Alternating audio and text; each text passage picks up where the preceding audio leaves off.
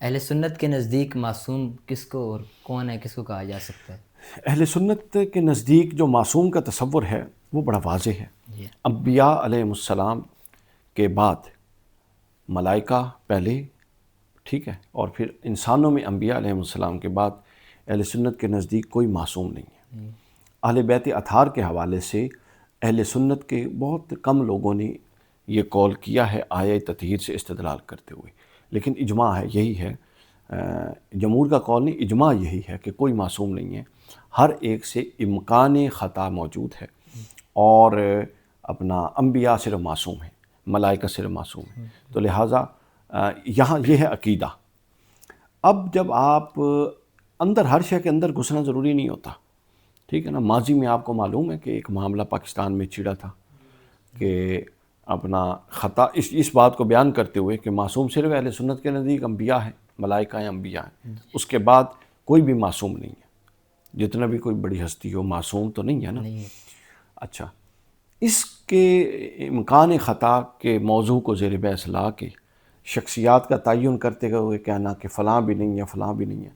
جس طرح اہل سنت کا یہ منہج ہے کہ معصوم کوئی نہیں ہے، اسی طرح یہ بھی منہج ہے کہ آپ تعین کر کے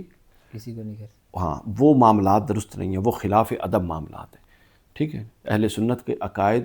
جس منہج پر کھڑے ہیں وہ ادب کا منہج ہے، بالکل سمجھ آئیے، وہ اکرام کا منہج ہے، اور یہ قرآن و سنت کا منہج ہے۔ اگر آپ عقیدے کی تبلیغ منہج سے ہٹ کے کریں گے تو لفظ تو وہ ہوں گے، آپ کہیں گے میں تو اہل سنت کا عقیدہ بیان کر رہا ہوں، سمجھ آئیے، اور آپ منہج اہل سنت سے ہٹے ہوئے لہجے میں بات کر رہے ہیں تو وہ کام خراب ہو جائے گا۔ تو لہٰذا آپ نے اہل سنت کا عقیدہ بھی مد نظر رکھنا ہے، ٹیکسٹ آف اہل سنت، متن عقیدے کا، اور اس متن کو جس لب و لہجے میں بیان کرنا ہے وہ بھی مد نظر رکھنا چاہیے، جی سمجھ آئیے،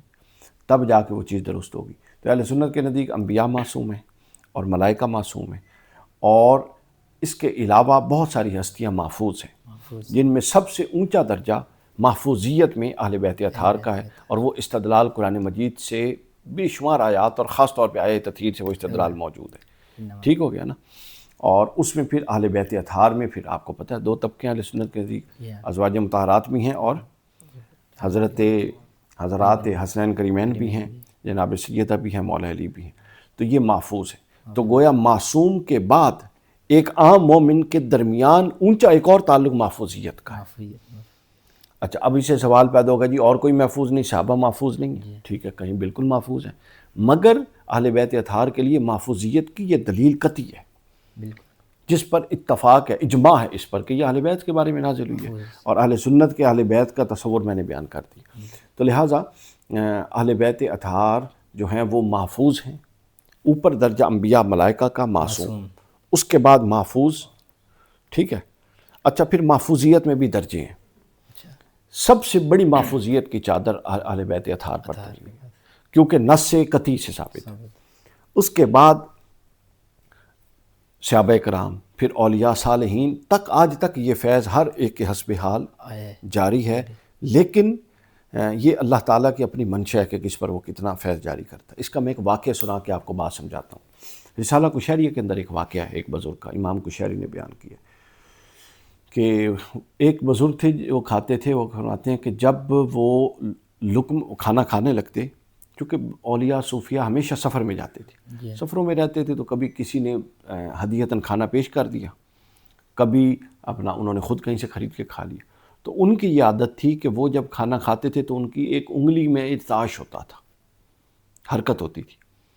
ٹھیک ہے، اس سے وہ سمجھ جاتے تھے کہ اس کھانے کے اندر کوئی ملاوٹ ہے۔ تو جس سے انہوں نے یہ استدلال لیا کہ اس اللہ کے ولی کو حرام کھانے سے محفوظ رکھنے کے لیے اللہ تعالیٰ نے یہ طریقہ تھا، اللہ تعالیٰ یعنی اس کو ایک اشارہ ہو جاتا تھا۔ اب یہ اشارہ ضروری نہیں ہے کہ کسی ارتعاش کے ذریعے ہو، یہ اشارہ ہر ایک کے ضمیر کے اندر موجود ہے، سب سے بڑا ارتعاش تو ضمیر کا ارتعاش ہے، سمجھیں گے؟ تو لہٰذا یہ محفوظیت ہر ایک کو حسب حال میسر ہے۔ تو یوں اب آپ اوپر سے نیچے درجہ سمجھ جائیں، سب سے اونچا انبیاء کرام کا، اور وہ محفوظ۔ انبیاء کے بعد محفوظ ہیں لیکن ملائکہ ہیں، اور جب انبیاء اور ملائکہ کی بات ختم ہو اور جب امتوں میں ہو تو امتوں میں پھر امت میں سب سے اونچا درجہ جو ہے وہ اہل بیت اطہار کا ہے، محفوظیت کی چادر ان پر ہے، نص ان کے اوپر ہے۔ اس کے بعد صحابہ کرام کا ہے، ان پر محفوظیت کی چادر ہے، جو کہ قرآن مجید سورہ حجرات میں اللہ نے فرمایا کہ ان کے دلوں کو اللہ نے پرکھ لیا ایمان کے لیے، بالکل ٹھیک ہے، لیکن اپنے زور اور قطعیت میں یہ آیت اس سے کم قوت کی ہے، آیت تطہیر سے، تو لیکن یہ بہرحال اپنی جگہ پہ موجود۔ پھر اس طرح اولیاء صالحین تک بے شمار واقعات ہیں، غوث الاعظم کے حوالے سے یہ جس طرح میں نے رسالہ کشیریہ کا واقعہ بیان کیا، تو لہٰذا محفوظیت پھر درجہ بدرجہ ہر ایک کو حاصل ہے۔ یہ محفوظیت بنیادی طور پہ ایک اہتمام ہوتا ہے